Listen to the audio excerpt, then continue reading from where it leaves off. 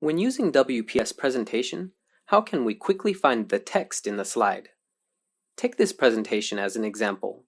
If we want to find the WPS in this file quickly, we simply click the Home tab and then click Find. Its shortcut key is Ctrl F.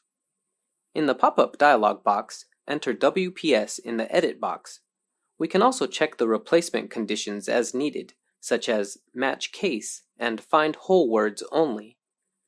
Once we set it up, click Find Next to quickly find the specified text content in the presentation. We can also replace the searched content. Click Replace and enter the content that needs to be modified in the Replace With edit box, such as WPS Office. Finally, click Replace All. Then we can replace all WPS with WPS Office. What a practical feature! Did you get it?